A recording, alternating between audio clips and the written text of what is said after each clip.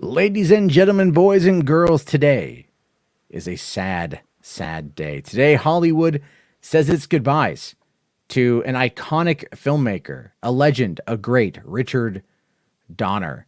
We're going to be talking about him and a lot more here tonight on Hollywood After Dark.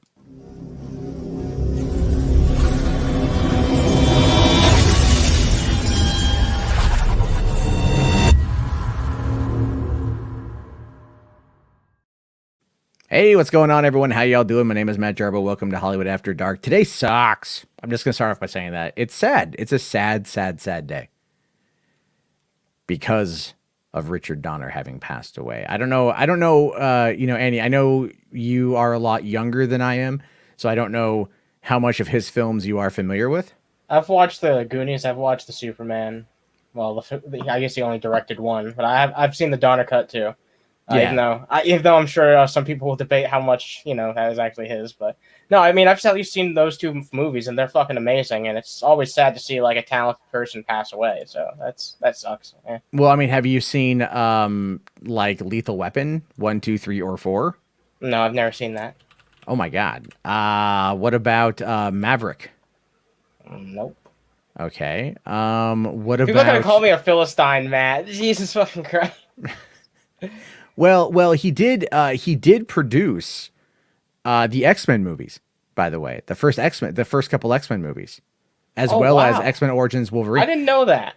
Because his wife Lauren Schuler Donner, she still produces these films, or she did through Fox all the way up until at least Dark Phoenix, and so he's always kind of been around, right? Like he's been around in that world. So even though he did kick off like the comic book adaptations, things that when we go back and look at the original, the original superhero movie, that of course being Superman 1978, and like what went from there, a lot of people were just like, they've always been taken by him, taken by the work he created.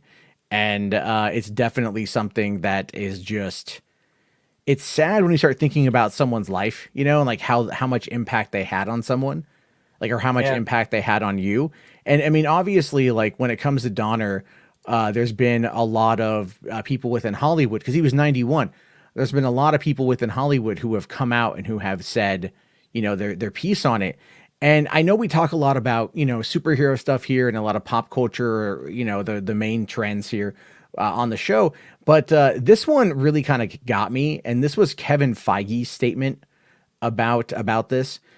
He said in a statement that's put out by Marvel on Twitter, it says, Richard Donner not only made me believe a man could fly, he made me believe that comic book characters could be brought to life on the big screen with heart, humor, humanity, and verisimilitude. Above all, he taught me that it can and must be done with respect, caring, and kindness to everyone in front of and behind the camera. Dick and Lauren became mentors during my early career and key supporters throughout the birth of the MCU. I owe my career to the way they took the time to nurture and teach a kid from New Jersey who didn't know how to use its fax machine or make coffee very well. I always thought Dick was immortal. I still do. My thoughts are with Lauren and the entire family.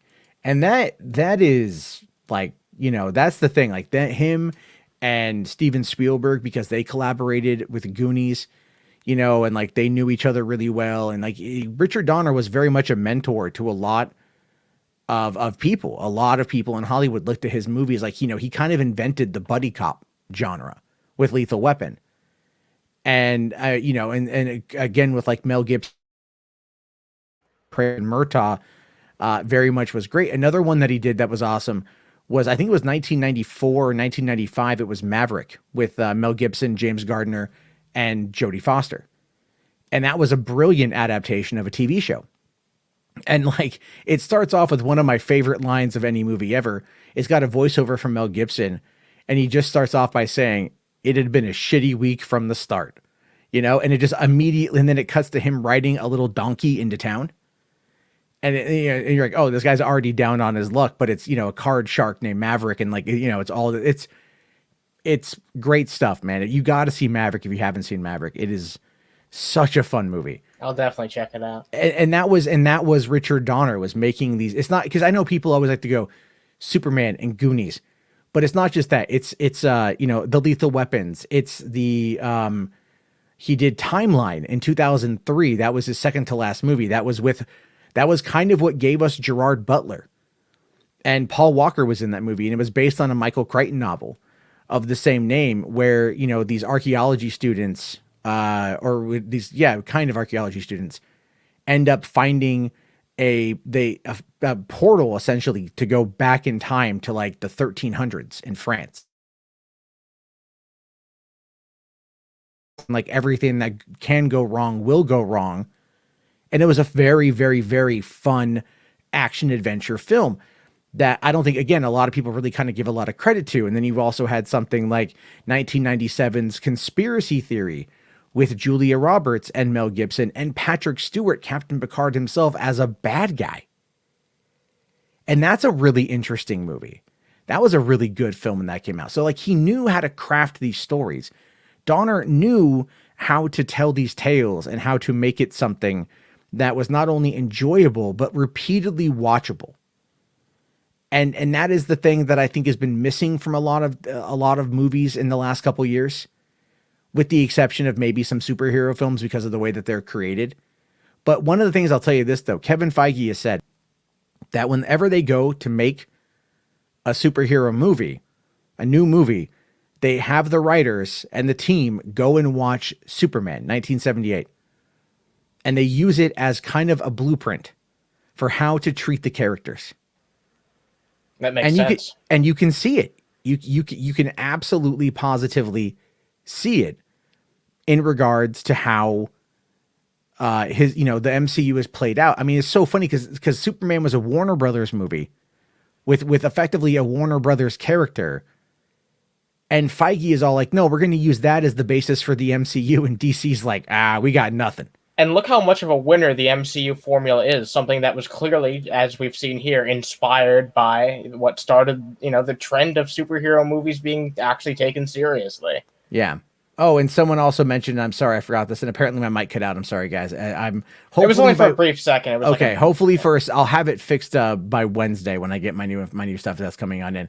But he also did Scrooged, which is probably the best adaptation of God damn, I can't think of the name of it's Ebenezer Scrooge. What the hell is that book Christmas called? Carol. Thank you.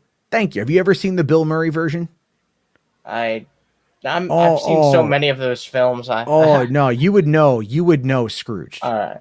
It is arguably, in my opinion, Bill Murray's best performance outside of Ghostbusters. It is just, he's playing the Ebenezer Scrooge character, but really what he is he's an executive of a television network. And they're putting on a holiday special and he's just a dick. They're doing a special of Scrooge, or of A Christmas Carol. And he kind of goes through the same process, right? He goes through like Christmas past, Christmas present, Christmas future. But it's so crazy. Like Karen Allen, Marion Ravenwood from Indiana Jones, like she's in it. A bunch of other, Carol Kane was the ghost of Christmas Present, and she was awesome in the role. There was just so much good stuff about Scrooge, and it was like a dark comedy, but it's so funny and it's so good. And again, infinitely rewatchable. He also did Lady Hawk. And then he later told in Ready Player One. Yeah. He did The Omen, which is, again, another very iconic, horror film. That's kind of put him on. He did The Omen right before he did Superman. That was what put him on the map, was The Omen. And then he also went on to go do Superman. And then I think he also did the Twilight Zone episode with William Shatner, like the creature at 30,000 feet or whatever it's called. You know the one I'm talking about? Yes, I actually think I know what you're talking about. Yeah, hold on. Twilight. Yeah. He did 6 episodes of the Twilight Zone, is what he did. And sorry, it was Nightmare at 20,000 feet. And that's a very iconic episode that they adapted it for the Twilight Zone movie. But like the guy was iconic. He did Tales from the Crypt. He directed episodes of Tales from the Crypt. Which is he did The Fugitive, the original TV show The Fugitive. The Man from U.N.C.L.E., Wild Wild West, Gilligan's Island. You know, these are some of the things he worked on and like early before jumping into doing movies. Very iconic, like. Very iconic, man. Like very iconic. And it's always, I mean, of course, there's the Goonies, and the Goonies is like my childhood in a nutshell. I lived in Oregon. So the Goonies being from Astoria, having filmed it in Astoria, that meant a lot to me as a kid, right? You know, you never really hear about that, but one of the greatest kid adventure movies of all time was shot in my home state. And like, I've been to Astoria a bunch of times, and it's like every time I go to Astoria, Cyndi Lauper just starts playing in my head, and oftentimes on my phone, you know, because I just like, the guy is a legend, legendary to the max.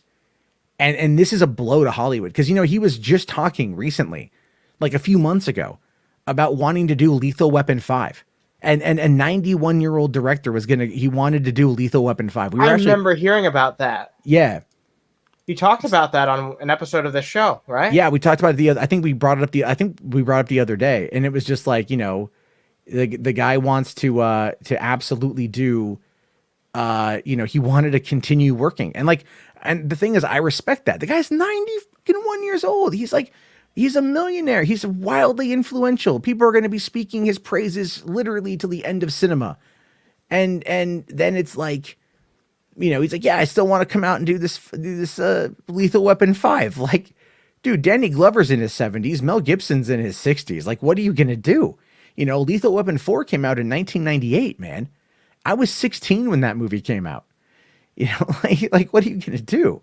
It's been over 20 years, you know, and it was like, it's just like he wanted to do it. And I just give him credit because his last movie that he did was one in 2006 called 16 Blocks, which is actually a solid movie.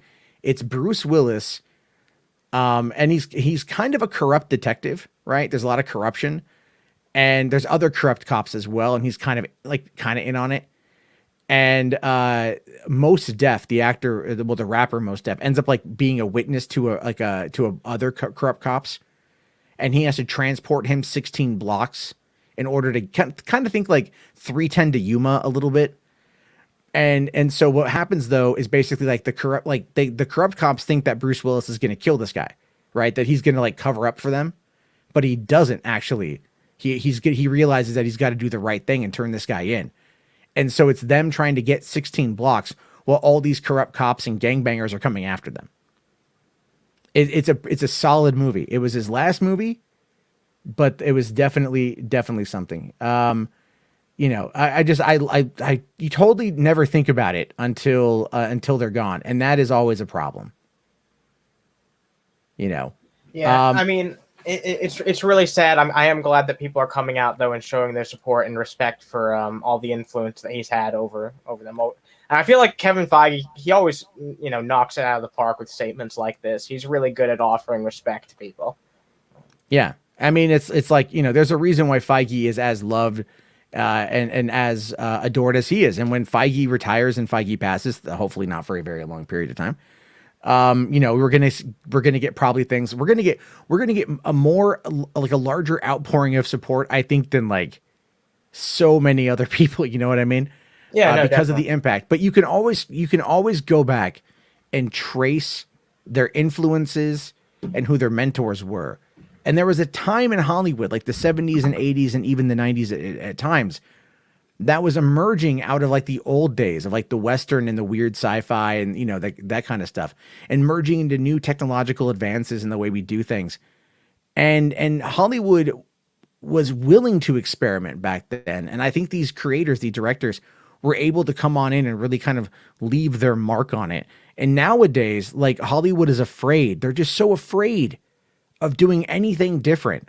You know, I mean, I know people out there might argue that like Lethal Weapon 5 might be a tad too far, but you know what? Hey, 22 years or 23 years, right?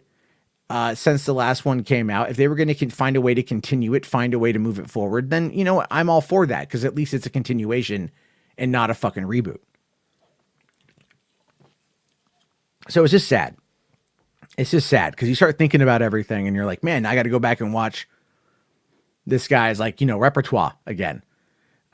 His history, his library, because there's a lot of great stuff there. Anyway, real quick here, Simon's section. I wanted to point this out, even though it's a little Oh bit back yeah. in the chat. New member, thank you, Simon. Really appreciate that, man. You're badass. I appreciate you so much. Thank you very much. And then we did get a super chat here from McLeod saying, there's something on the wing, something. I can't do classic Shatner very well, but yes, that is true. Good old Shatner, as Yvonne here points out, but thank you very much for that one. I mean, look, Music Man here says, I so wanted him to do a Lethal Weapon 5. And a lot of people, I think, would have watched Lethal Weapon 5. Not only would it have been kind of a redemption for Mel Gibson, I think in a lot of people's eyes, you know, to go back to the role. But I think they probably wanted one last hurrah. Maybe they weren't as happy with number 4. Because number 4 is like, it's a bit of a mixed bag at times. You know, Lethal Weapon 4 is a bit of a mixed bag. But interestingly enough, it was Jet Li's first American appearance in a film.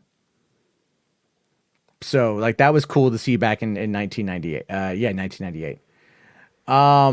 And so, hey, what's going on? HWAD, how you doing, buddy? Thanks for showing up. Lord Slug here asks, is the Donner cut worth seeing? I already like Superman 2. Here's the thing with that.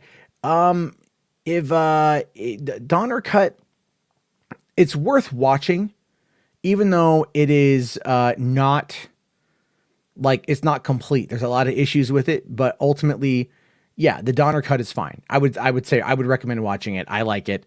I do prefer the theatrical, to be honest with you. So there's that. Let's see. Drake here says, give Lethal Weapon 5 to James Mangold. He would nail it. Yeah, I agree. Mangold is another one who does. You cut out there for a minute, man. Hello, Matt. Testing 1, 2, 3, 4. Jesus Christ, man. I still don't hear you. There you go. Am I here? Am I back? Is it back now? Yeah, you're back. You're back. God. So frustrating. But yeah, anyway, give it to Mangold, is what Drake had said. I think Mangold to do a great job. And then also, what about Mel directing Lethal Weapon 5? Now, that would be something that could be very fascinating. Right? That could be very fascinating to see. And I love Mel Gibson as a director. I absolutely do. And I'd like, if he wanted to take on the mantle, then that'd be great. That'd be fantastic to see if he wanted to do it. But the thing is getting Warner Brothers to pony up the money and getting Warner Brothers to like maybe something for HBO Max. They might want to do it for like HBO Max. I could see that being a thing, which is super weird in its own right, to be fair, because I have like no idea. But we'll have to wait and see. It's just sad in the meantime. And then saying that you have fast food Wi-Fi. Yeah. Oh yeah. It's KFC Wi-Fi. I know, man. I know. I went through and I like reset. I did a hard reset on my modem tonight. I restarted my computer, before going live. I'm not running like a lot of tabs on Google Chrome. And you know what? Must just be your internet, man. It's not. I think it's. I don't know if it's something with Google Chrome that's causing the problem or whatever. Like, it could be. I don't know. Have you tried unplugging it and plugging it back in again? Yeah, I did. I did with the modem. I absolutely did. Because that to me was. I was like, oh, yeah, I'll try this out. I'll try to see. I don't know. It's very, very annoying. I love StreamYard, but it's making me really hate them because like, what the fuck? But anyway, yeah. So Richard Donner, rest in peace, dude. 100% rest in peace. And I, you know what? I hope I hope movies like the ones he made and was involved in make their way back. I really hope we kind of go back to like I don't want to say experimental type films, but the kind of movies that are like not 100% meant to be a franchise, you know? Yeah, I like the idea of a film that can just be a film. Like, that's kind of the appeal of a movie, right? Is you can watch it for just 2 hours and get everything out of it. But now, like, it's almost like films are kind of like, when they do that, it's an incomplete experience. It's like they're trying to sow the seeds so that, you come back for more. Well, isn't that the point of, like, a TV show? Isn't kind of the appeal of a film? It's like you can watch it in 2 hours and be done. Yeah, but I mean, it's all about, like, the post game and how much money it makes and everything else. Hold on here. Wait, hold on here. Lord Slug, have you tried deleting System 32? That's a joke. It's like a meme. Hold on. No, it's a looking it up meme. right now. Wait, hold on. What? It's a fucking meme. No, what? No, it's not. It's no. Come on. Hold on. I found it. Hold on. Okay. Nice. Nice. This is an accomplishment. I guess it's my show now. That's fucking awesome. Cool. It's my. All right. Well, I guess all the money goes to me now. Come on, send in those donations. No, just fucking around. All right, Matt. That's a funny joke. You can come back now. All right, Matt. It's a funny joke. You can come back now. What the fuck? Oh, Jesus Christ. All right, everybody. Saw Boss Baby 2 with kids 5 times now. You would think it's the only movie they know. Well, from what Matt says, it seems like kids just like to watch the same shit over and over again. And considering how I was when I was a kid, all I would be is like, I want to watch Pokemon. Then I want to watch more Pokemon. Then I want to watch more fucking Pokemon. So, I guess that's just how kids are. Oh god, he yeeted himself. Dude, holy hell. He's just fucking with y'all. He's just fucking with you guys. Oh yeah, totally. I'm totally fucking with everybody. I had to like let it sit a little longer, just to let the joke at least some really people land. Would believe it. Yeah. Yeah. Come on, I know System 32 is a thing. But I did actually look it up on the computer. Wow. I just didn't delete it. Anyway, fun.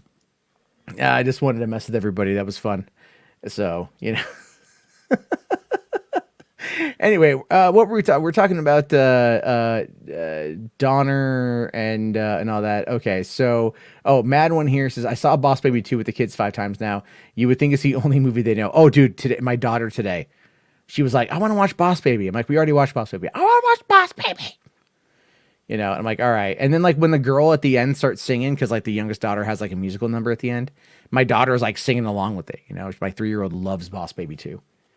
I just love that there's an actual reference. They actually have Time Warp from Rocky Horror that plays in it. That was pretty awesome. So yeah, and Jess here has been watching episodes of Boss Baby on Netflix since I recommended it. And I can confirm that because he posted it in the Discord that he's been watching Boss Baby. I was like, literally, I noticed that there was an image of a TV show showing Boss Baby. Oh no! Someone else in the chat said they've been watching it. Matt, this is a problem. Like you're see what I mean? Like I get people. You're shilling out for the Boss Baby. You're not even sponsored by the Boss Baby. I'm not sponsored at all by the Boss, but yeah, I've been pimping it out by the Boss Baby. But yeah, I've been pimping it out and everything else, and it's like, you know, I'm just laughing my ass off at it because I did not realize that was going to be a thing. Like, you know, I mean, I talk about it a little bit, but like you guys are like really getting into it here. And just to prove that Jess here is actually watching it, this is a shot from the Discord. Oh God. Wow, the Boss Baby. The Boss Baby, yeah. I just can't see what season that is. Is that season 1, episode 1? I think it might be. But yeah, so that was pretty funny. Speaking of something else that's actually pretty funny, have you seen any of these memes about the Fast and Furious? Oh yeah, I've seen those.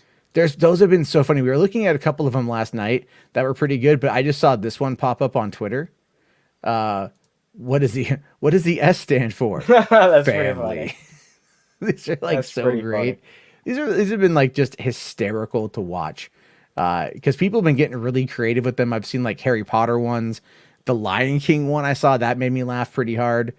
There was a lot of really funny things that people had definitely been coming up with. And that goes to show you that like the testament to how popular the franchise is. When everyone's making these jokes about family, but they're not doing it to be mean-spirited. They're literally doing it because it's funny. Hold on here. Simon Session, $5. Thank you, sir. Says, did you ever watch the behind-the-scenes doc on The Omen and the strange horrific accidents that took place during filming? I actually haven't. Is that on YouTube at all? Because that's something we're checking out here. Also, Geek Studio here says, Boss Baby show is really good. I'm on season 3. Oh, yeah. When they go up against the Babylist. Yeah. Yeah, that's a very interesting season. Not my favorite season. I think season 3 was the weakest, but I like season 4 a bit. Anyway, have I watched Beastars yet? Nope. Beastars. I have not watched Beastars yet. We were talking about that though. I brought up that image again. So of No, don't tell me you still have it. I don't have it. I don't have it up here. I deleted. I have it's still on my hard drive, but I don't have it on programmed in the StreamYard yet. So I have not seen that. In the garbage. Yes. So one of the things I did see today, because I've been thinking about like kind of how I want to like expand the show a little bit, because like it's been all this, I will say these streams have been literally like all over the place the last week, right? Like they've been all over the place, like they've been long, 3.5 hours, nearly 4 hours. It's like, what am I doing here? I'm not, I don't have a plan. But one of the things I do get emails about is I get emails about a lot of physical media, and I do like physical media quite a bit. And especially 4Ks, like looking at these 4K collections. Now, it was just announced the other day that the Halloween, I think it was like Scream Factory got the rights to do the 4K restoration of the Halloween movies. And so today they actually put out what their box art is for it. I'm not gonna lie, this is like ugly. That's gross. This is like really bad. I don't know like what. I mean, I will say I kind of like the Season of the Witch one. Because like it. I mean that one looks okay to me. Okay, but, it looks like someone's like first fucking project, in fucking college, basically. Yeah, that's what it looks like. A first year graphic design student. Yeah, exactly. And look, the backgrounds aren't so bad, but I feel like how the characters portrayed it's off center. It looks very unappealing to me. Yeah. Hold on here. Jess here says, again, you recommend us Boss Baby. We recommend you anime. It's the endless cycle. But you guys at least watch what I recommend. I just don't have time. Wow. That's not, I'm just being honest. I'm just being honest, guys. You guys all know I love y'all. Pikachu here says, I'm sitting here in the cold ass room watching you, knowing I have to get up really early tomorrow. Well, I am happy you're here, Pikachu. I hope you're having a good time. And I'm sorry that it's cold in your room. Perhaps thinking warm thoughts might help. I don't know what help out that one. Warm thoughts. Drake here says, Kickstarter for Lethal Weapon 5, down with Geeks and Gamers, directed by Metro. Oh, all them dudes hate me. Now, I did see here, Rodney here did say, did you see the leaked Flash plot outline on Reddit? I did see that it was there. And I have not. I mean, do you care? Do you guys give a shit if I go over these? I don't care. I personally don't care. I don't know. I don't want to speak for the people in the chat. Yeah, I don't look. I mean, this, from my understanding, it's like I've seen people talk about this and they said it's pretty bad. So it's like, if it's, so I don't think this is going to be real. So take this with an absolute grain of salt, I guess. I think people are going to kind of try and capitalize on the fact that DC has been doing poorly to try and sell people on the idea of like, oh, this terrible, stupid idea. Of course, you must believe it, right? DC is doing it. And I feel like that's kind of how some people are looking at it. Real quick here. Simon Session $2 says it's called Curse of the Curse of Omen. All right, I'll check that out on YouTube. Because I'll watch that. I haven't, I've never actually seen The Omen, to be honest with you. I've never seen it. So I need to go and check that one out, because I didn't know that was even him. And then, what was that? That's worse than the Batman 4K covers. I know, it's pretty bad. It's pretty bad. All right. So real quick here, hold on here. HBarts says here, hashtag simp Sylvie. Please do. Oh, please do. Oh my God! Of course you're gonna bring that up. I prepped it for a reason. I mean, dude, look, she's gorgeous, man. Like, let me just say that I completely support a mother working within her field to try to take care of her child, and the fact that the costume designers here created a costume that would easily allow her to pump milk for her child that desperately needs the elixir of life from their mother. I support that 100%. The elixir of life. I'm just saying. Yes, hashtag SimSylvie. So there's.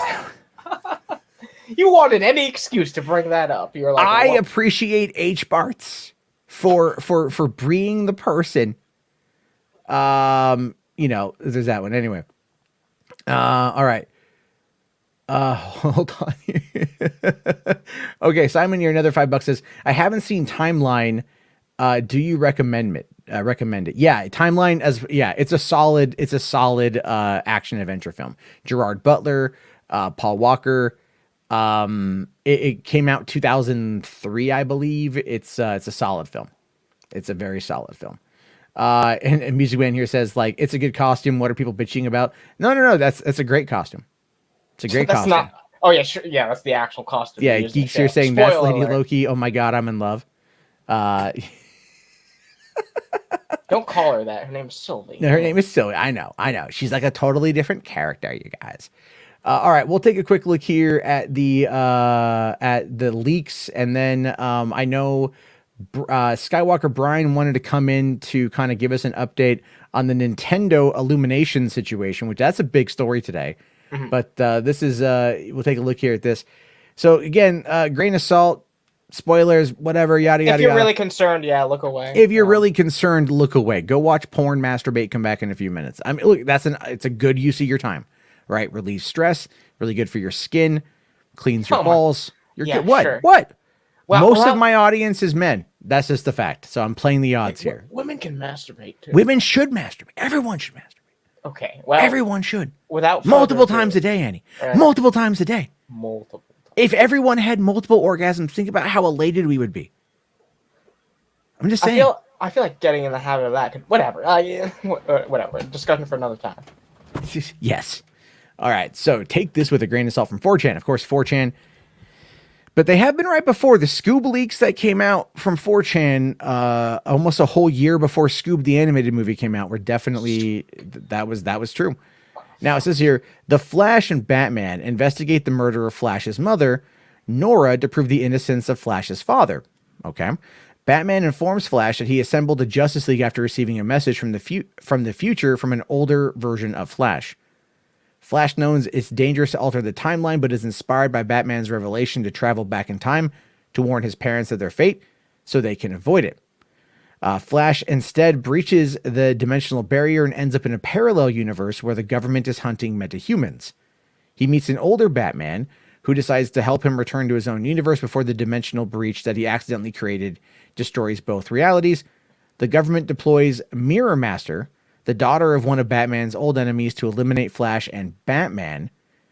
The Black Flash, the avatar of the Speed Force, is also after Flash for endangering the multiverse. During the mission, Flash and Batman rescue Kara Sashikale, the daughter of Superman, Christopher Reeve, Superman, who has died. That's interesting. Flash is too late and the realities begin to collapse. He races into the Speed Force and defeats Black Flash and meets another Flash, Grant Gustin, who encourages him to save both worlds. The Flash resets the timeline by merging the two universes into a new reality where the Supergirl and the older Batman now exist alongside heroes such as Wonder Woman and Aquaman. Flash proves his father's innocence in court and Henry's release from prison. Batman decides to assemble and lead the heroes of the new world. Kara becomes Supergirl to honor her father. Parts of that sound kind of legit. I hate that I even have to consider that this could be true. Like, I mean, that is that's bad. Like, that's bad. That's so really bad. I don't know. This is. I'm not going to judge the movie before I see it. I take leaks with the ultimate grain of salt. Yeah, you have to. You have to. Because half the time it's just someone's like fan fiction art project. Like, here was what I think the movie could be like. But if that is true, that's terrible. There are elements of that are kind of cool. I'm not going to lie. Okay, well, what do you like? I like that he and Batman are teaming up. The world's greatest detective. If the world's greatest detective is your friend, and you're like, dude, my dad was wrongfully convicted of killing my mother. Can you help me? Hell yeah. That's actually cool because it's showing us Affleck as the world's greatest detective, which we haven't gotten a lot of, and like, that's kind of dope. And then, but also here's a question. So if they merge the realities so is Affleck's Batman going to just disappear? That's what I'm And the new interested to see. I'm not too sure. I mean, there's elements of it. Yeah. I mean, Jacob here says, I don't believe Doomcock sources. Well, it came from 4chan. So no, I don't quite know yet. Black Flash could be interesting. He's basically death for speedsters. That could be something. But I know people really want Reverse Flash here, but Yvonne here says it's like the Flash time paradox, the paradox. Yeah. Flashpoint. Want to know what the most plausible thing to me is about that? And I don't believe it's real based on what I've seen. It's really bad. But you know what? It's more like I don't want to believe it's real. But how the dimensional merge thing works, that's very similar to how they merged. I believe it was there was originally like a ton of realities in the DC universe, and they got merged down, I think, into one, and then they got expanded again back into 50. So there is precedent for all these worlds to be merged into one. You know what I mean? Or multiple like universes to be merged into one. I could see them doing that, but I don't know if I believe the rest of it, honestly. I mean, like, I don't know. Like, I get the whole point of like wanting to, because it's effectively Flashpoint. It is effectively Flashpoint without calling it Flashpoint. The thing that they keep saying it's not. Yeah. It really, it's really that. So now people here are saying Crisis on Infinite Earths. Yeah, they could be leading to that as well if they're trying to find a way to merge everything. Well, the Arrowverse has already had its Crisis on Infinite Earths, so yeah.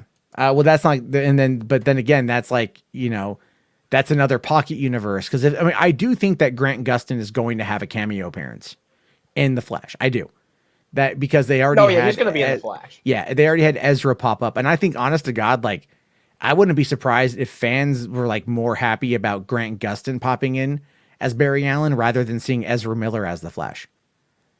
Because I love Grant Gustin as Barry Allen. So I would, I'm gonna I'll go see that in theaters probably just for that and Affleck and Keaton. He's definitely a more faithful adaptation than what we've seen so far out of the current Flash. Yeah, H. Bartz here says that Affleck would not come back for a bad story. Well, apparently, he also requested script changes. So there's that. Now, Drake here says, I would rather a John Wesley Shipp cameo. Oh, dude, hell yeah. Because John Wesley Shipp, who plays Henry Allen in the Flash show, was the Flash in the 1990s television show. And so he's, so having a John Wesley Shipp cameo would actually be really freaking cool. That would be meta. Right? I might be more willing to believe this leak if there was some account of what ends up happening to at least Ben Affleck's Batman, since he's clearly in this film. I could see them just not even acknowledging whatever happened to Superman, just because DC probably has no idea what they're gonna do with Superman at this point. But they don't say there's any sacrifice. They don't say that he ceases to exist. They don't say anything, and I feel like. I don't know. I feel like they would at least acknowledge that in the film, what happens to Ben Affleck's Batman. And the leak, there's no reason not to include that character's fate if they're going to leak the actual plot, the whole plot of the film. It doesn't make any sense to me. Why is that detail left out? Yeah. I don't know. I don't know what's going on with this. I mean, obviously it's coming in from 4chan. I mean, it could be someone that's just kind of trying to, I don't know, maybe siphon for attention or some shit like that. But real quick here, Rational Skeptic here, $5. Thank you so much. Says, but Christopher Reeve is Superman is Brandon Routh. And he has a son, not a daughter. Well, that would, they're probably not going to call that canon. Yeah. They're going to go Superman Returns is not canon. Never mind the fact that it is on that particular world canon. But yeah, I know this is the thing. This is the problem with Warner Brothers and running this stuff like Flashpoint. You can tell they're literally trying to throw everything at this. They are trying to treat this movie like Iron Man 2 with what can almost be conceived as a weaker ass plot, and I know I bring up Iron Man 2 a lot as being kind of this, because it's meant to be, a launching pad. And if they are wanting to bring in a nearly 70-year-old Michael Keaton to kind of be the new Bruce Wayne / Batman to kind of take over stuff, which has been rumors I've been hearing from a lot of different sources. A lot of different websites have been running those rumors. I don't know how much of that I believe. But so they've said a lot of that and they've done a lot of that kind of stuff. And then I don't know, man. I don't know what they're going to plan on doing just yet. It's kind of weird. I'm not too happy. I don't think they know either. That's the really concerning thing. Yeah. And then McLeod here, $5 says, Ship even reprised his role as thank you, by the way, as the 90s Flash in the first couple episodes of CW's Crisis on Infinite Earths crossover. Yeah, he totally should be in that movie. That would be really cool. And then also Charles Briggs here, $10. Thank you so much, man. Saying here, Lethal Weapon is the greatest buddy cop movie of all time. Rip Richard Donner, you will be missed. Damn straight, man. Damn straight. That is just like, I really want to go watch Lethal Weapon. Is it on HBO Max now? It might be. It might be. Oh, okay. No, the message on Discord that I sent you was when I was logged off. Oh, okay. I was like, yeah. So All right. there's that. But let me take a look here because I do want to watch it. We might need to do like a watch party of Lethal Weapon. That'd be cool. Yeah. Because I mean, you've never seen it, right? I've never seen it before. Oh, dude, Lethal Weapon is oh yeah, all 4 of them are on HBO Max. Hell yeah, dude. Do you know who Gary Busey is?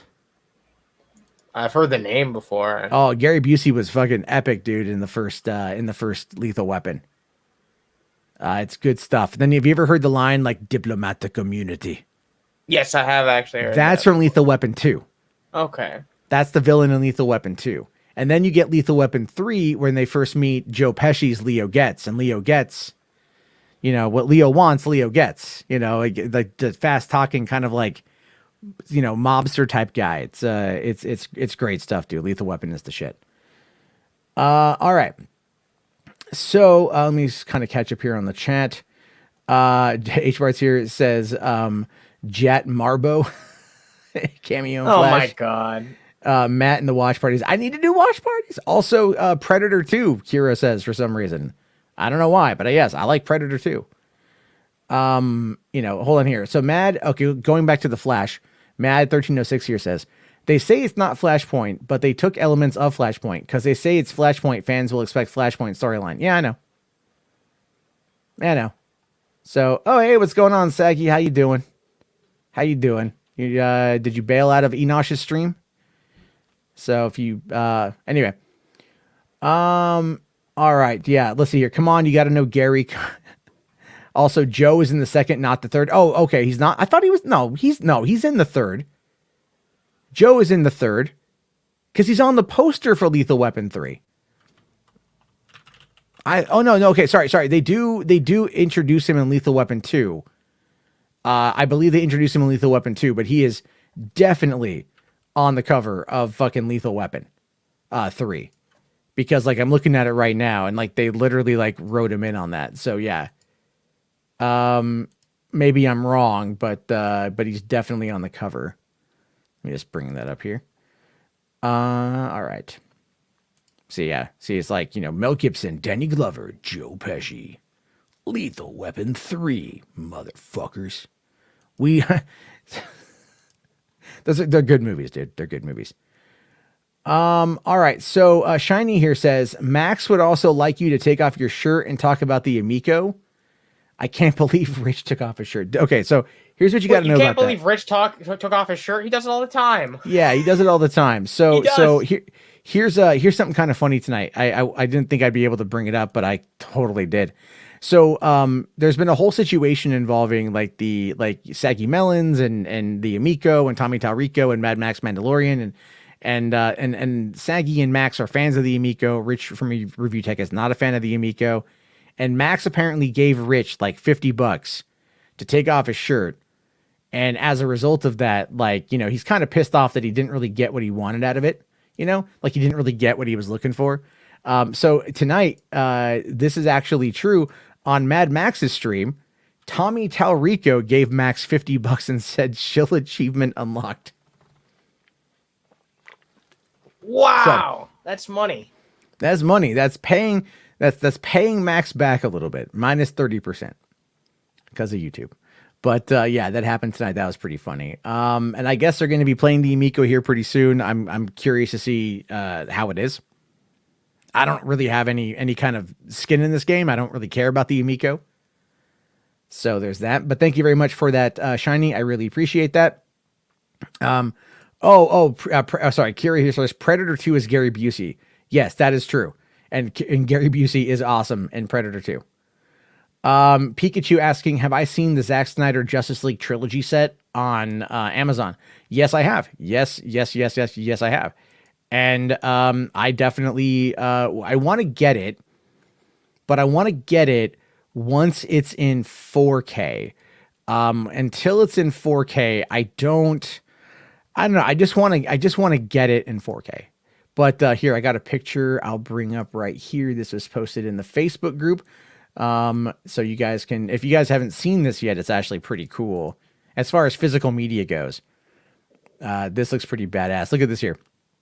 This is the Zack Snyder's Justice League trilogy, Man of Steel, BVS, and Snyder Cut. That's cool. Along with a lot of like the individual character posters and little things like this. But it's only it's going to be Blu-ray and not 4K. And so why? I don't know. They'll release it in 4K eventually. But like I have BVS in 4K and I have Justice League in 4K. And I don't have Man of Steel in 4K. And I would like to get this box set when it does come out in 4K. Because sorry, like at this point, these are the kind of movies I want to watch in 4K. Not that Blu-ray is bad. Blu-ray is still really good. But there's just a lot of cool things that are in 4K that are pretty cool. We're checking out. Actually, I was going to bring this up a little later on, but I got an email from Zavvi, and they've got this limited edition 4K Ultra HD 3-disc steelbook for Saving Private Ryan. Fuck. That looks amazing. You've never seen Saving Private Ryan, have you? No. Oh my God, dude. The opening, like 25, 30 minutes of that movie is the assault on Normandy Beach. And it is violent as fuck. You know what I mean? Like, I mean, people getting their limbs blown off, people getting just gunned down, dude. It's, oh my, that scene, the opening scene of that movie is like, that shit is intense as all hell. And it's something like, yeah, you sit down and you're zeroed in on it once it's over. It's great stuff. All right. Let me see. I kind of missed a couple super chats here. All right. McLeod, another $5. Thank you, sir. Says, if you think about it, Donner's Lethal Weapon films were used as a template for Falcon and the Winter Soldier in having that buddy cop type dynamic. Yeah, I would agree with you on that one. I think, the kind of, the rigid friendship that the two of them had at the beginning of this, like that very kind of tumultuous friendship, was very Riggs and Murtaugh, and not as funny, not written as well as Shane Black wrote those characters back in the 80s. But it did very much play up that dynamic, and it played to both their strengths and weaknesses. And I think that us going on that journey of them becoming friends allowed us to have more of an emotional investment, which is one of the reasons why we got 4 of these Lethal Weapon films. So thank you for that. And then Simon here, another $5. Thank you, sir. It says, I watch Lethal Weapon every Christmas. It's my favorite Xmas movie, not Die Hard. Ooh, that's a tough one, man. That's a tough one. Die Hard is the greatest Christmas movie in my opinion, but Lethal Weapon, that's also a toughie. That is very much a toughie on that. You've seen Die Hard, obviously. Yes, I have. Okay. All right. So yeah, so I really like I really like those movies are all great. Let's see, Matt, let's do a $3 theater movie challenge with classic movies. I'll need to be honest with you, because when I go on my cruise next year, because we booked a week-long cruise to Alaska, they do movie trivia on the cruise ship, right? And when I took my first cruise, it was like a 4-day booze cruise to Tijuana, or not to Tijuana, down to Ensenada in Mexico. And they did a couple movie trivia there, but that was aimed for more of a younger crowd, of more like contemporary movies. And so I won all 3 movie trivias that happened on that cruise ship. Of course you did. Of course I did. So me, when I went on my cruise 5 years ago to Alaska, I was very much like, okay, I'm gonna win this one too. I'm gonna totally win these challenges, right? I mean, I'm gonna walk in there. Come on, it's me. It's fucking me. It's fucking me. I'm gonna do this.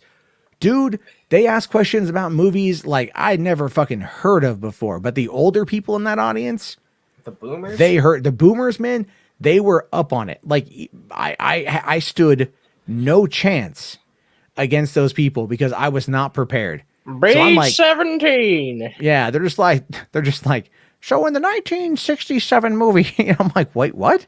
1967. That was 15 years before I was born. What the fuck This you is made talking? by boomers for boomers. Yeah, I know. Anyway, I know. Hold on. Drake here says, "Oh, you'd love Tijuana, wouldn't you?" Man, I used to live in San Diego. You know how many times I've been to TJ? A bunch. You know, I'd go down there just to get booze and cigarettes and shit at the duty-free shop, man. So hold on. You do suck here says Loaded Weapon 1 is the best buddy cop movie.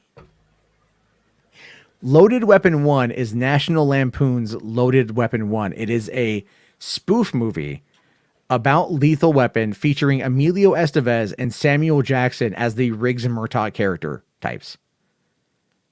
It is even Bruce Willis makes an appearance in the movie. Like they even do a little bit of a Die Hard gaffe or gag, and that ends up being pretty funny down. Like they get Bruce Willis to pop in for a hot second back when that man had a sense of humor. Wow. Yeah. So, okay. Apparently, the Zack Snyder Justice League trilogy does come with 4K. Okay, I told you. Dig at Bruce Willis. What's he done? Well, no, he's kind of a miserable bastard. From like, if you ever listen to Kevin Smith, he's kind of a miserable bastard. Hold on, McLeod here says, $5, man, thank you.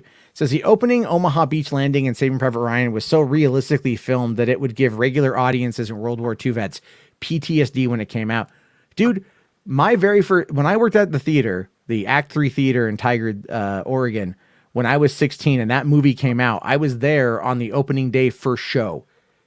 And when that movie was over and we were standing outside waiting to go in and clean it, we waited as the people walked out. And they were mostly older people, I'm assuming, that were, you know, from America's Greatest Generation, whatever. And they were silent. No one said a word. No one said a thing. No one peeped a sound. That is how you know how powerful that movie is. Because, yeah, it was so realistically filmed that I'm sure it gave a lot of people a lot of flashbacks to a lot of shit. The movie is fucking violent, dude. But it's really good. Let's see. H-Parts, I could have helped you. I don't know with what, man. But appreciate it. All right. Well, yeah. No, hold on. Fred Dekker directed Monster Squad. Shane Black, who wrote Lethal Weapon 1 and 2, and also wrote Predator. Well, he punched up Predator. He wrote Monster Squad, which is, have you ever seen Monster Squad? No, I've not even heard of that movie. Oh, okay. All right. We're watching the trailer and then we're going to get into the Nintendo stuff. So Brian, okay. I'm going to get ready to send Brian the info here while I do all that, because, okay, you're a fan. You've seen Goonies, obviously. Yes. Okay. Imagine Goonies, but instead of pirates and buried treasure, imagine monsters. Okay. Okay. Imagine, let's see, hold on. Type that in there correctly. Okay. Imagine, there being like we're talking universal monsters. Okay. Like, that's the thing. Like, you know, Wolfman, Mummy, Frankenstein, Dracula, Creature from the Black Lagoon. Yeah. And pair those up with people like the archetypes from Goonies. Including a character who's not named Chunk, but he's named the Fat Kid.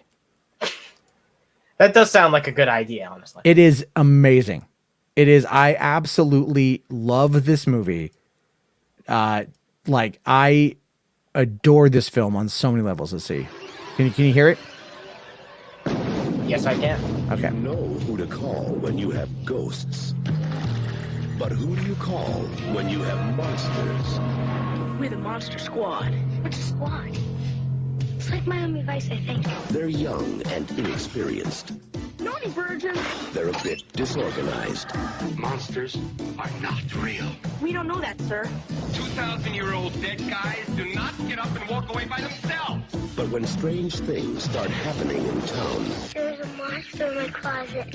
Ooh, look at that big, scary monster!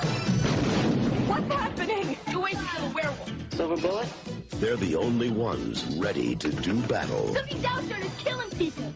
And if it's monsters, nobody's gonna do a thing about it but us. Soon the creatures of the night shall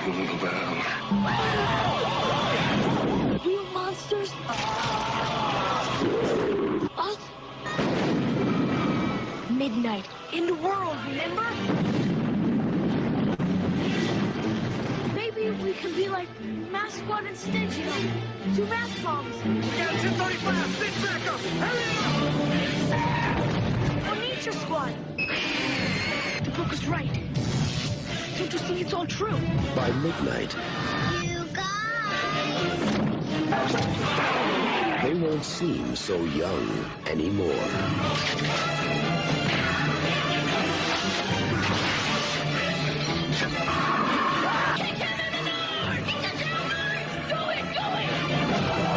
Monster Squad. That looks pretty good. Dude, you have no idea how fucking good that movie is, man. That is a movie that when I was a kid, I loved it so much. I recorded the movie. I put my tape recorder up to the speaker and I recorded the audio. And then when it got halfway through the movie, I flipped the tape over and I recorded the other half of the movie. And I would fall asleep at night listening to the Monster Squad. And so that movie was what really influenced me to want to become a writer. And that was one of the things that really made me want to start trying to get into film. It just because it's like, I love that movie so much. Like, I probably more than a lot of other films when I was a kid. It is such a good movie. Geeks here says, thanks for recommending it to me. Damn straight, man. I'm just like, I fucking love that movie, dude. Anyway, okay. So real quick here, another super chat from McLeod. Thank you, sir. Says, and without Saving Private Ryan, we wouldn't have gotten Spielberg to work with EA on the first Medal of Honor and Medal of Honor Allied Assault for PC back in the day. That is true. What? I didn't know that. Yep, that is very true. That is very much Spielberg did work with EA to develop those games. Like the first couple games, what they did with it after the fact is like gone to shit. But the first couple games they worked on, I would love to see a Medal of Honor remake, a remaster, because it's such an old game, but it was a really good game too. So that would be great to see. And then also Spielberg did Band of Brothers, which is a fantastic miniseries. The Pacific, which is another fantastic miniseries. And they're doing a third, apparently, World War II themed miniseries coming up on HBO. So yeah, Spielberg is a great guy. Hold on. Kira here says Jarbo was right. He could do an epic narrator voice. Goddamn right I could. Monster Squad needs a 4K and Blu-ray release. I don't know. I think it's on Blu-ray. I think Monster Squad is on Blu-ray. It's not on 4K. You can buy it on Amazon.com for like $24, I think, right now. But it's a great, I mean, look, as far as I'll show you guys this. As far as box art goes, like the box art is like legit. And I would probably buy this just for the damn box art. So let me show it here. All right, come on, computer. Let's see. I mean, like, look at this here, right? Like, look at the box art for this. I know it's kind of tiny, but that's cool box art. That is that's really fucking awesome, actually. Yeah. Nice. That's solid Blu-ray box art right there. I would love that as a poster, to be honest with you. I'll need to check that one out. So, okay. All right. Let's see. We'll get into this one. Okay. Rodney Pierce says, thoughts on Stephen Dorff's Black Widow comments. We'll probably wrap up with that after we're going to talk about the Nintendo thing. So, we're doing that one. Anthony, I'm not doing call-ins tonight, man. I'm sorry. I'll do them later on in the week, but just not tonight. Thank you very much. Hold on. Beatwater, my friend here, says, may Jarbo's Monster Squad ASMR. Oh, God. Monster Squad ASMR. Oh, my God. So, anyway, let's... real quick here. Shogun Orcha, $5. Thank you, sir. Says the next World War series, 2 series after the Pacific is supposedly about the B-17s. Oh, that should be very interesting. Cool. Nice, man. I like Spielberg and World War II. They go together pretty well. They go together pretty damn well. But let's introduce a friend of the show, a friend of mine, Brian Skywalker. Brian, how's it going, buddy? Uh-oh. Do we have him on? Do you have your headset on? Right, he may have, Brian. Okay. I see him messing with it. You may need to log out and log back in, and then I'll bring you in. So, because that might be the thing for you to do there. All right. We'll see how that works out here, but I'll just prep up the article that he wanted to talk about today, because this is some interesting news to say the very least. Where you've got Nintendo is adding Despicable Me producer to its board of directors to help it make movies. And that's a fascinating thing. And it's in my mind, and I know Annie here does not care for Illumination. Oh, I fucking hate Illumination. But I still think though that Melandri like understands how to do animation that the masses will like. Yeah, but like the mission statement for Illumination was basically making films as cheap as possible. I don't like that mindset. I like the mindset of, especially like it seems very in contrast to Nintendo's mission statement. Nintendo seems like one of the few companies that actually cares about quality in their games. At least with their bigger franchises, they do actually seem to be willing to fork up the money to make their big franchises the best they can be in most cases.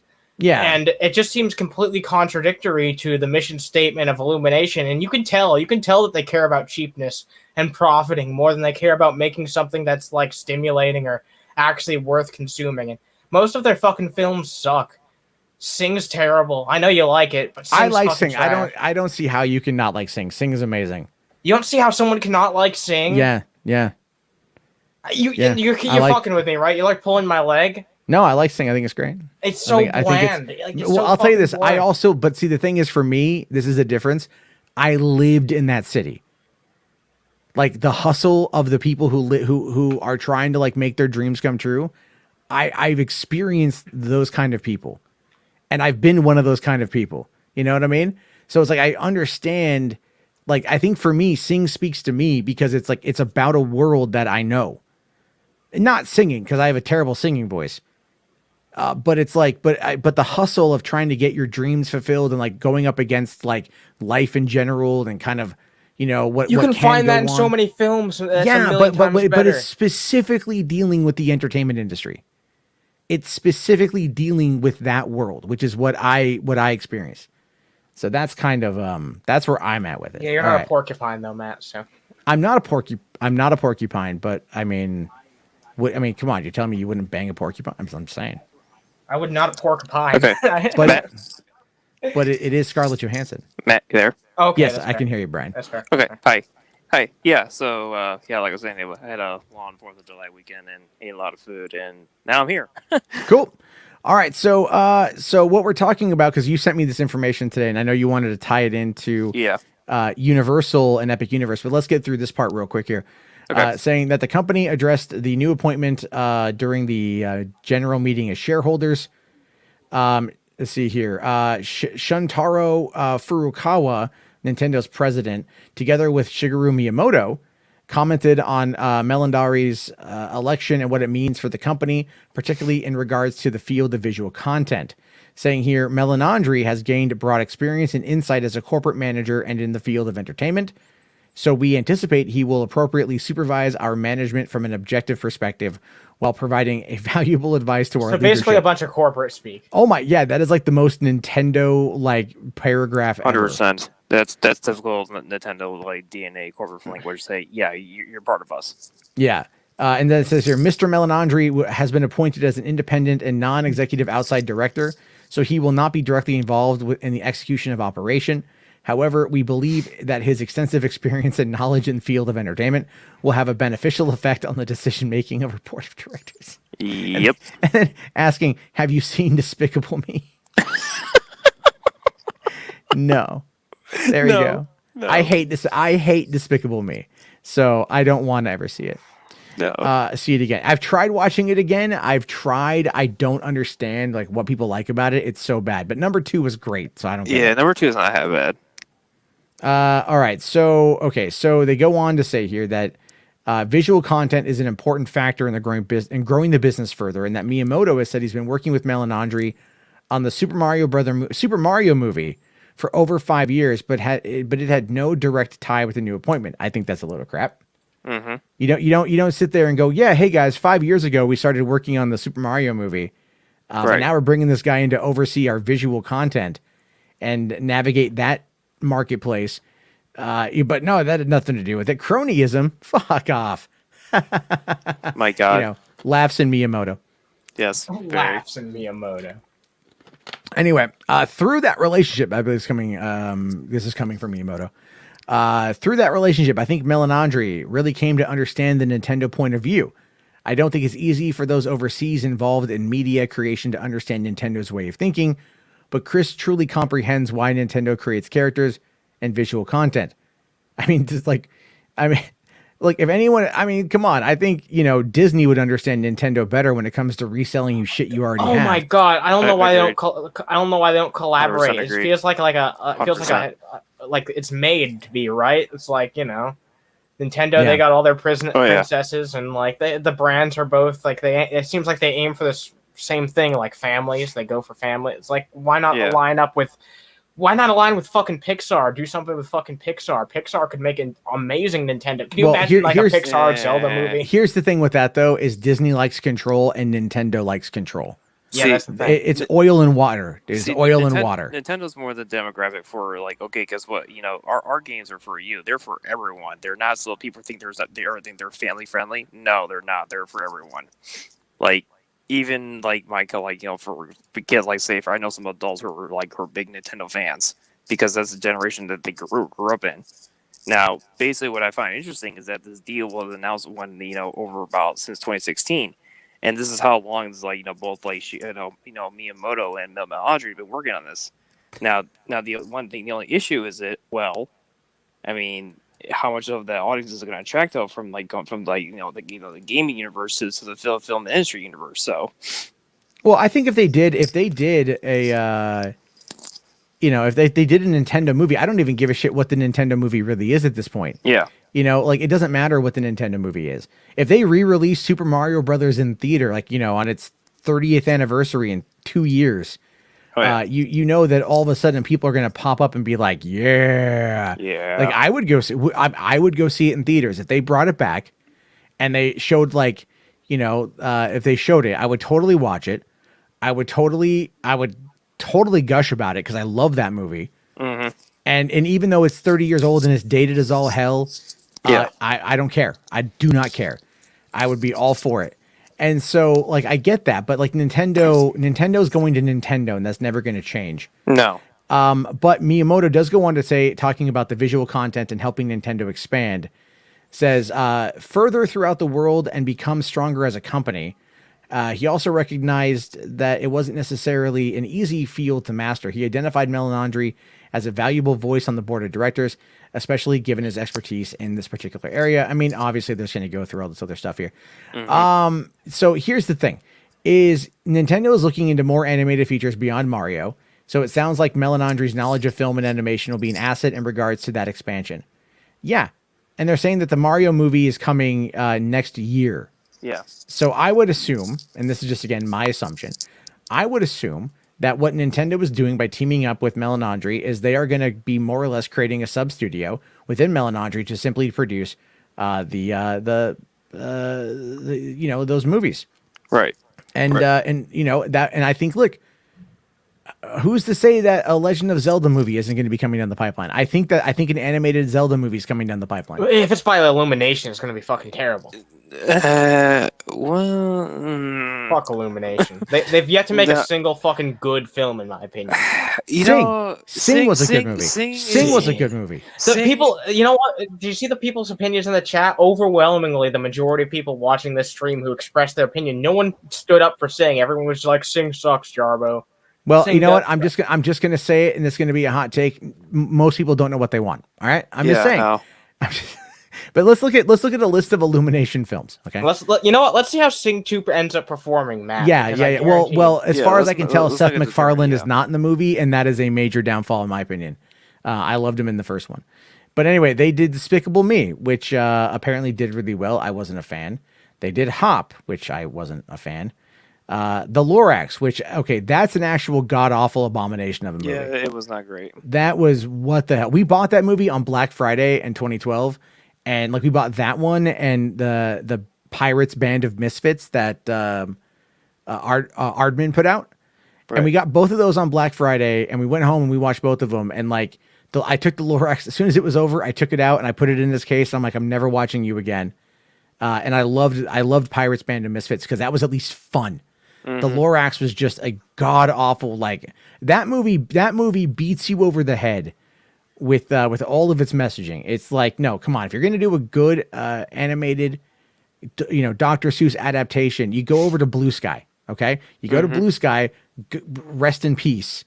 Yeah, no, but then they did. I will say, Despicable Me 2, I thought was better because it made Gru not an asshole for the first 95% of the movie. pretty much. Minions, I thought was just terrible.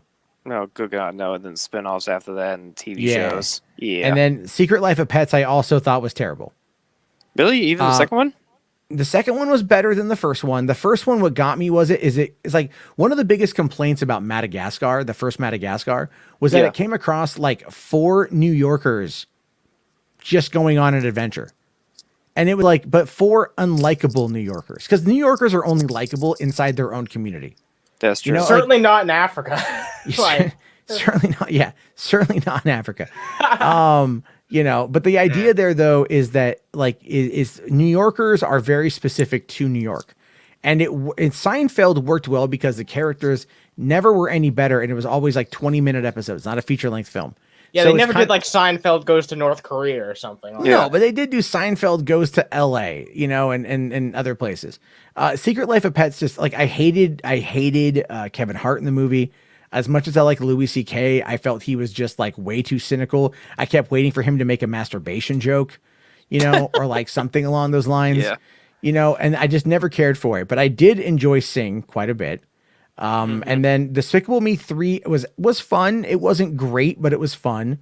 And that was mostly because of my love of Trey Parker. Mm-hmm. And but it was okay. The Grinch, I never saw all of it, but I saw part of it on Netflix, and I just was like, I gotta give it to one thing with the Grinch. The marketing that they put out for the Grinch, voiced by Benedict Cumberbatch, was brilliant. Like all these puns and these jokes against like Universal movies and DreamWorks was absolutely fantastic. Yeah.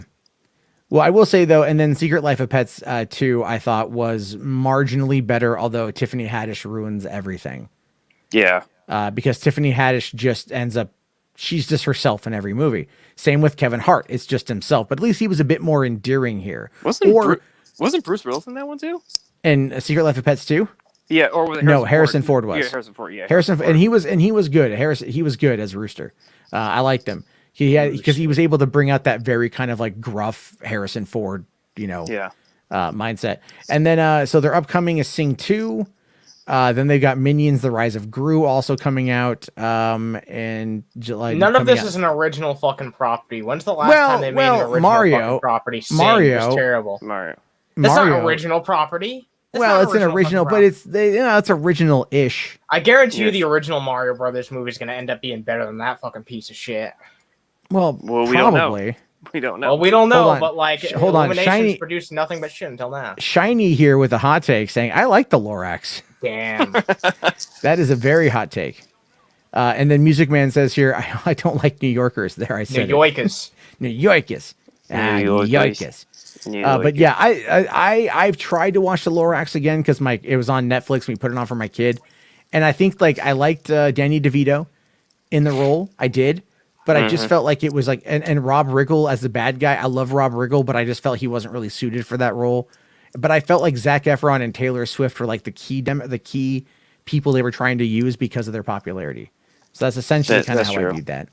And then the thing you wanted to talk about, Brian, was more. Hold on, let me get the article back up here because I lost it. So you think they're also going to be tying this into not only movies, but bringing over into the theme park world Yep. is what you're Yep. trying to Yeah. say. Yeah. Basically, yeah. So it's been long confirmed that basically Super Nintendo World is ready to confirm for Epic Universe. So Orlando's going to be having the biggest site of property, and just recent we just got some new track in, which is going to be identical to the one to the Yoshi ride that's really currently open in Universal Studios in Japan in Osaka. So Orlando's going to have the Donkey Kong roller coaster. It's going to have the Mario Kart attraction, and also the Yoshi, which is similar to like the Haunted Mansion or It's a Small World. Now, what I'm really excited about Super Nintendo World is especially for Orlando for Epic, is that I think they're going to open either in phases or it's going to come all together at once. So we don't know 100% for sure, but based on the images that we saw here, based on Bio Reconstruct, these is actually the legit confirmation that these are indeed the Yoshi tracks that they're doing it from what are being built during like I said, for Japan. Okay. So and this is what's the coaster called? It's a Donkey Kong. It's a boom coaster. So basically, there's been some testing that was done recently. It looked like it was I forgot the name of the company, but it was basically being like a test out in Idaho, and it's basically they're trying to like mimic like the Donkey Kong like mine tracks. Now we don't know how the track layout looks like. We don't, but I know for sure we'll probably see Diddy Kong, Donkey Kong, and probably like all this bunch of friends and everything. You think we'll see Redneck Kong? Yeah, we don't know, but yeah, but basically on Alicia Stowe's post, by the way, she's a fantastic follow, and she posts a lot of great universe. So a lot of the things that Epic has been changing up and down, like based on the current rumors, is that now since we're talking about Illumination, is that NBC Universal, head Jeff Shell, he mentioned in a recent interview, he said about Illumination. Now the thing about Illumination is that this was not confirmed in the previous plans when it was first announced in 2019. So we don't know where Illumination is going to be going based on the concept art, like say so, because either they're going to be like say doing phases, or they're going to be divided to say, or they're going to come at once. So we don't have 100% positive sure. So okay, you're talking a little bit way too fast for me. I'm trying to follow. So yeah. Okay, so Epic Universe with its like 750 acre park, yeah, which you guys can see here on the screen. It's huge. It's freaking huge. Yeah. And then somewhere in here, they're going to tie in. There's Super Nintendo World over here. Sorry. Yeah. I have not seen this updated version of it yet. Is this confirmed what it's going to be? No. Like I said, a lot. This is based on the current rumor. So either some things are going to get split up, or some things are going to get adjusted.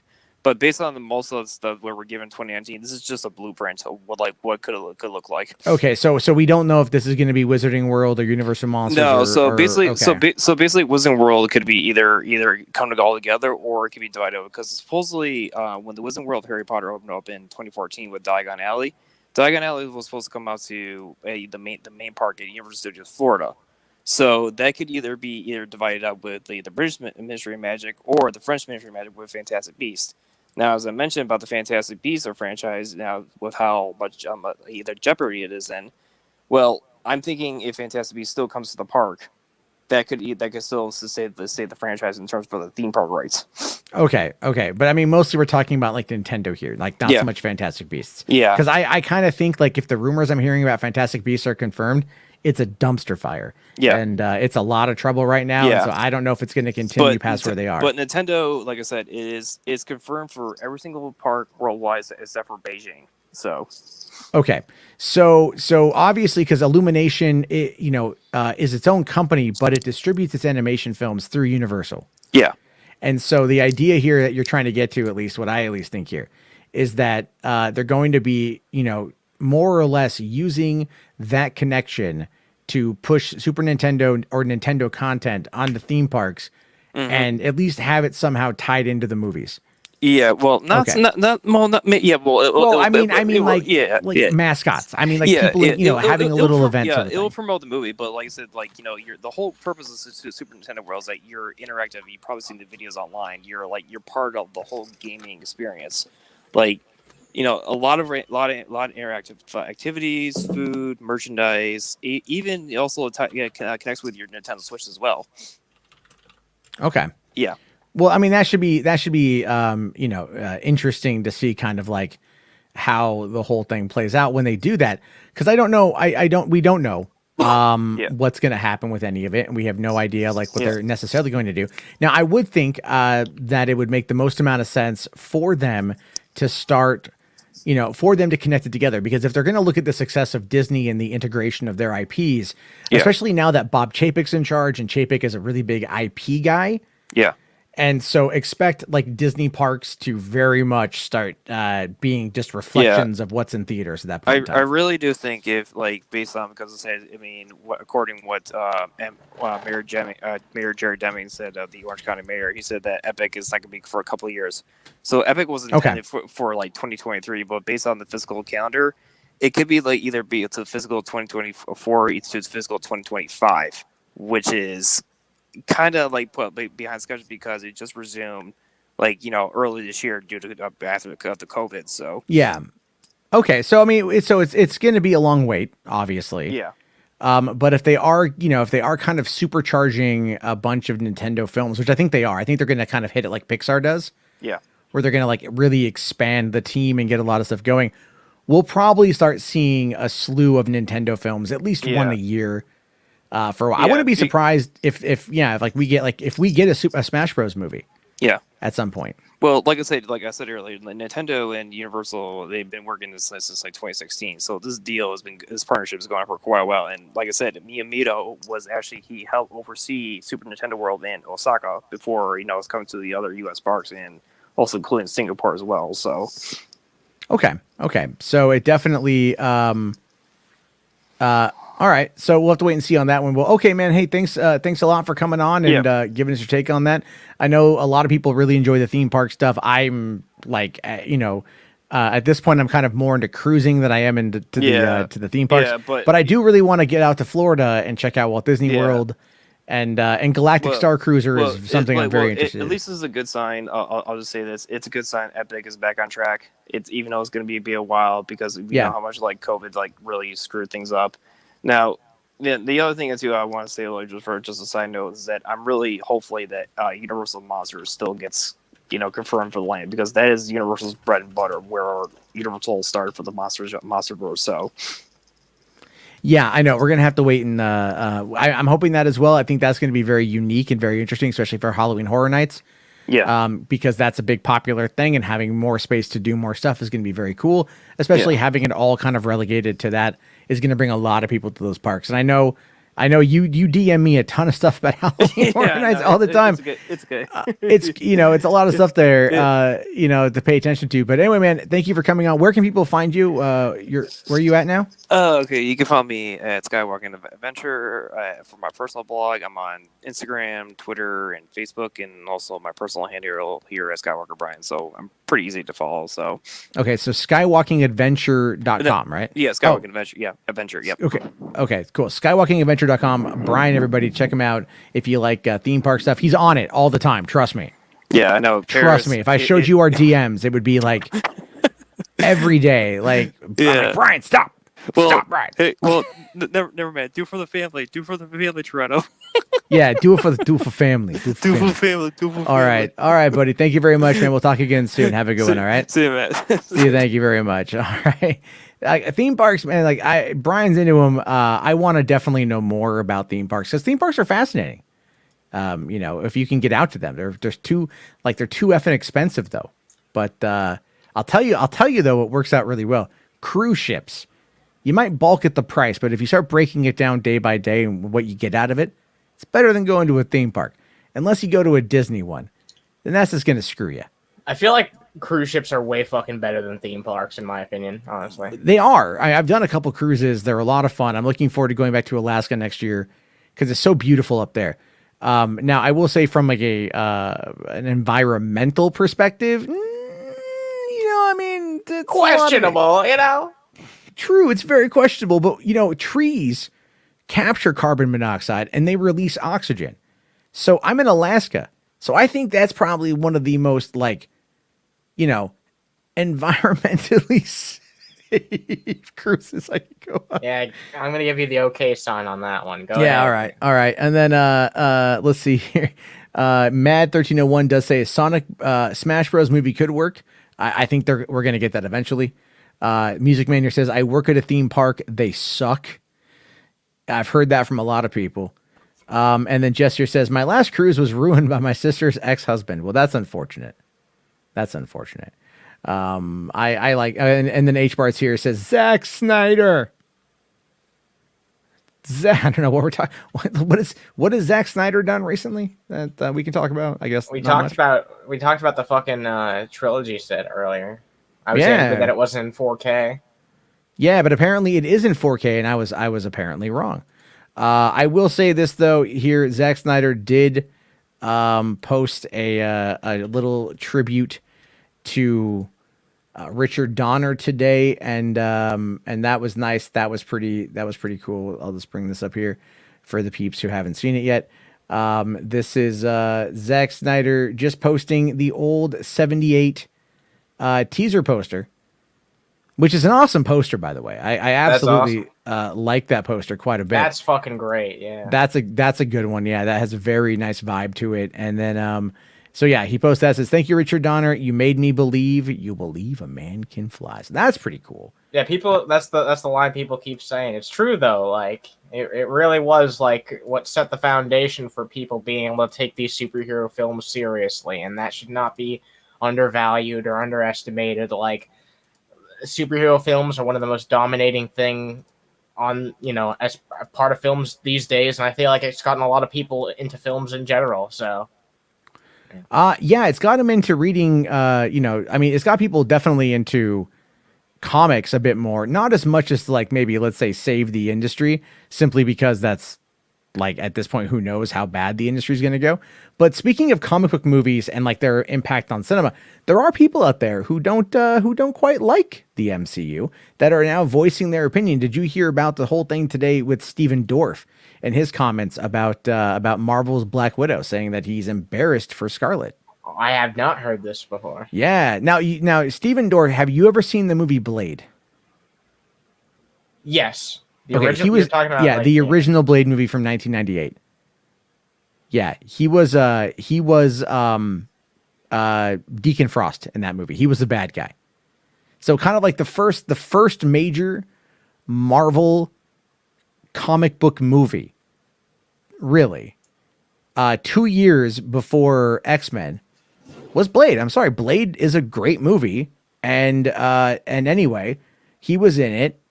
And then I think like it never really took off for him after the fact, to be fair. And so I think he's kind of bitchy. He's a little bitchy here.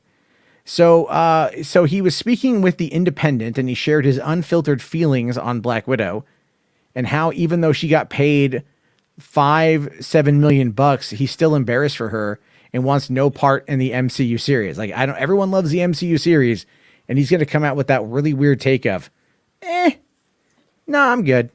I'm sure this is not something that Marvel wants to hear, though, considering they were just, I believe, like a year ago, hyping up their inevitable fucking Blade film.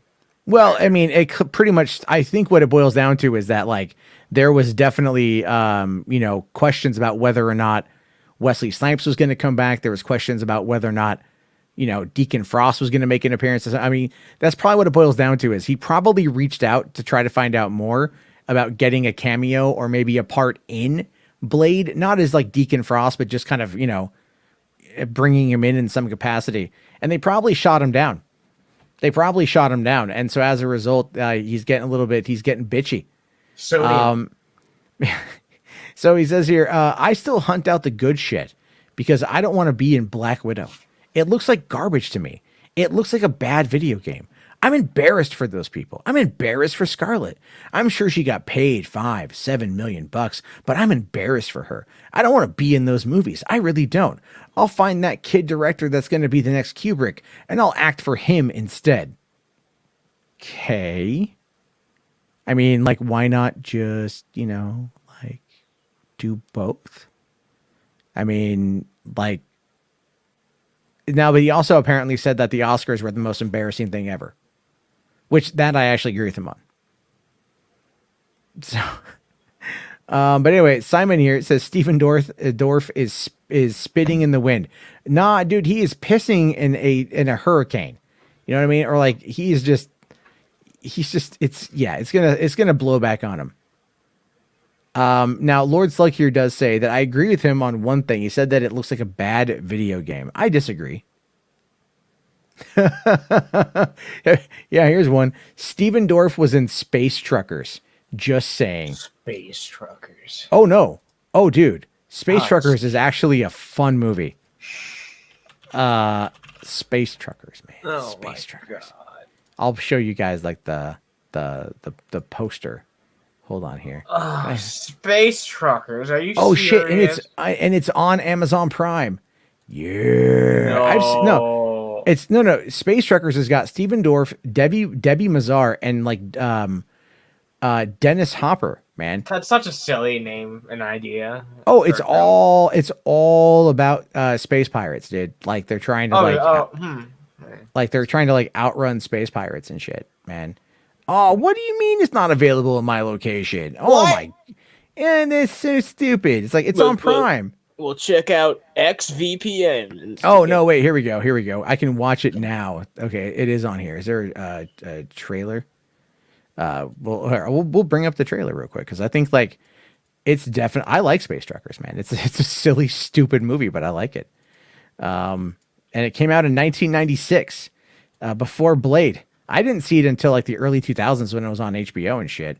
But anyway, I mean, like, look, real quick. I think more or less, Steven Dorff is just talking out his fucking ass, right? He's just talking out his ass.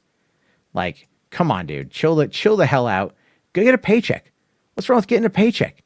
Get a paycheck. Then you go do one of these smaller movies because now that kid who's the next Kubrick who's watching these films sees your stupid dumb face and is like, hey, he's actually a pretty good actor. I could probably get him from super cheap. And so you can go and do those movies you want to do at the same time. You have that nice fat movie MCU cash paycheck that's going to keep your ass resting pretty for a fair amount of time. It's kind of lame. Anyway, this is the trailer for this one. Can you hear it? Yeah, I can hear it. Okay. Attention, all personnel. The room is sealed. Set your weapons for close range! In the year 2196, Just lost contact with Command Post 3 outside the second perimeter. It's right outside! someone has developed the ultimate destructive force. All they need is a man who'll deliver. What have you got? It is a rush shipment to Earth. No questions asked. We'll do it. Jeez, I've never seen trailers like these before. They look, creepy. You better power down, Canyon. It's coming! Look out! You gotta tell us how to stop these things.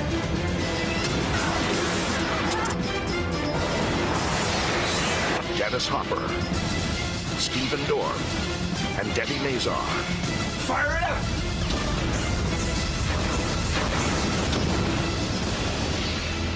Space Truckers.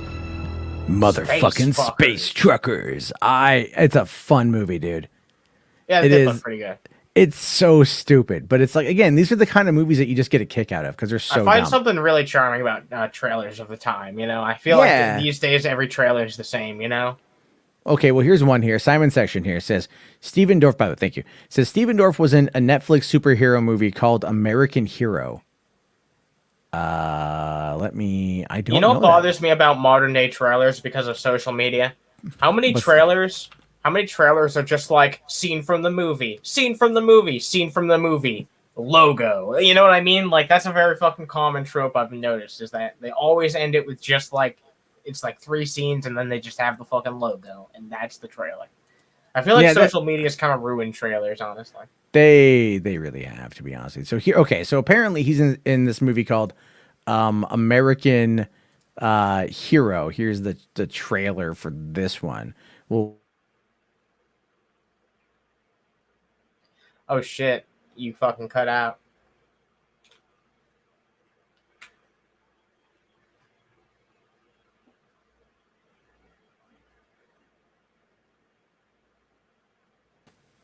There we go. Now I'm back. Yeah, you're back. Stupid StreamYard. Welcome back. But when it comes to hold on, Rational Skeptic here says 4chan just leaked another Flash plot. What? Oh my god. Hold on. Let me take a look here at the. Is it in TV or what? Because I'm looking in TV right now and I'm not really seeing anything. So I don't know. Well, let me just flash. Oh yeah. Okay. Wow. They just dropped it literally. Oh, this is a totally different story. All right, let's take a look at this Flash plot line. My god! What? Hold on, I know. Is this like the plot of the film? Is like it's just gonna be multiple plot lines all mashed together? Yeah. So we're kind of talking about the Flash leaks at this way. This is what 4chan literally just dropped a few minutes ago. Let's take a quick look here. Let's check out this new fan fiction. Yeah, I know, right? So Anonymous, because Doomcock gonna report on this. Ezra's Flash and Batfleck investigate the murder of Nora Allen to prove Henry Allen innocent, which is from the other one as well, right? Yes. Batfleck decides to use a cosmic treadmill to send Ezra's Flash. Okay, this to is the past. bullshit. I thought the cosmic treadmill was something that happened in the Nightmare timeline. Yeah. So I maybe he's got something. Lex Luthor learns of time travel in the cosmic treadmill and hires Captain Cold to follow Ezra's Flash through time. Captain Cold? Yeah, what? The Why? main antagonist of the film is Captain Cold. Ezra's Flash ends up in other universes meeting Grant Gustin's Flash.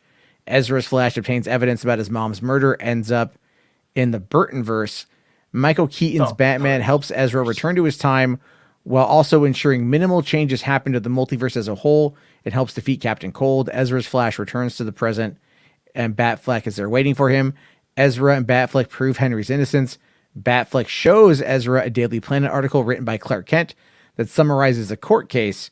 Sasha Calle Supergirl is featured in a post-credit scene as Kara Zor-El, cousin of Cavill Superman. That sounds like the most... No, this is bullshit. The other plot sounded better. Because it had more to it. This is like the most bare-bones bullshit I've ever heard in my life. Why not Captain... If you're going to do Captain Cold, might as well just do fucking Captain Boomerang at that point. At least people like Captain Boomerang. Yeah, I stand for Jai Courtney. What can I say? Yeah, he's funny. I like Jai Courtney. So yeah, that apparently is a brand new leak that just dropped. I agree with Andrew. What is this garbage? Music Man, the fuck? Dio Brando, awful. Yeah. Okay. I knew it was bullshit by the second fucking sentence. Yeah. Like the cosmic treadmill. That's a nightmare timeline thing. Yeah. I know. It makes me really wonder if Warner Brothers is just going to start leaking like plots, bullshit. like just a ton of different plots. Because that's honestly what I would do. I would put out a purposeful disinformation campaign that had that. Now Jacob here says this is from Doomcock sources. Yeah. Matt here says, I heard they don't want to do Reverse Flash yet since the Flash show took so many good storylines. I don't know. We'll have to wait and see. Okay, so this is an American Hero. I don't know what this thing is going to be, but we're going to find out here.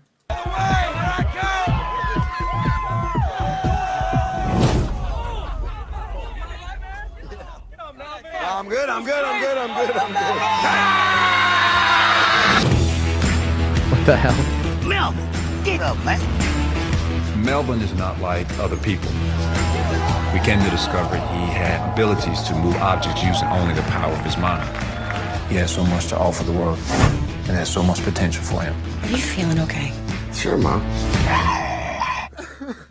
Never better.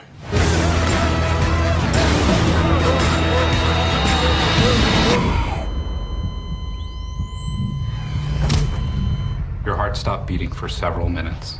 You were certified dead. Lying there in the hospital, I realized something. I'm gonna change. I'm gonna start fighting crime, not committing it. What you got is a gift. I'm gonna do whatever it takes. No more drinking. No more weed, pills. Melvin. I'm even thinking about stopping jerking off. Yeah, I wouldn't go that far. No. I chased down the guys the cops don't have time to deal with. These guys?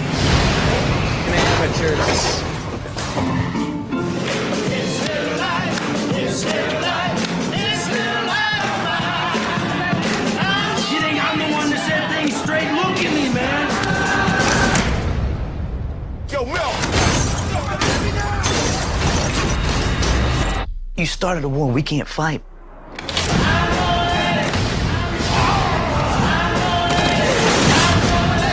Walking is the only thing I can't do, baby.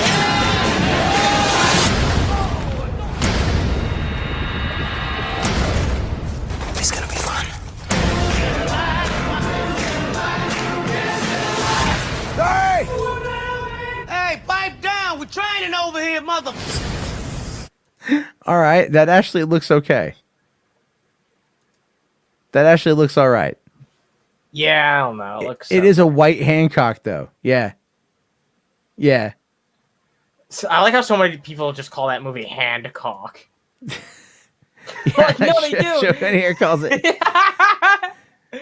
calls it Hancock. It is. Or Lord's Luckier says it looks like Chronicle. A little bit, yeah, man, a little bit. It's not Handcock. It's yeah, it is. Hancock. I agree with Shogun here. It is a little bit on the derivative side. It doesn't look terrible. It looks like something you waste an hour and a half on. That's what it looks like to me. It looks like something you waste an hour and a half on. So it could be worse. But I don't know. I'll have to check that one out. I actually think it's kind of funny. I know. I'm easily... guys, come on. I watch fucking Boss Baby, okay? I'm easily entertained. So let's just be fair on that one. Anyway, on that note, I'm gonna wrap this thing up because I got to get to sleep.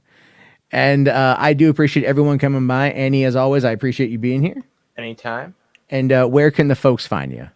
Go check me out at youtube.com/Underhaven. I do talk about pop culture shit, political commentary, all types of stuff over on that channel. If you like my commentary here, you might like me there. Thanks for having me on. Thank you very much, guys. And as always, I will definitely update this for tomorrow, but you can get your name on this list here if you become a channel member. Link is, you can see it right there underneath there's a join button. Check it out. Help the channel stay afloat and do the nightly streams because honestly, these things are a lot of fun. Definitely a lot of fun. So I'll see you guys all later. Thank you again. Wait, is Enosh still streaming or is he done? I don't know. He's probably done by now. And I'll talk to everyone later. Have yourself a great night.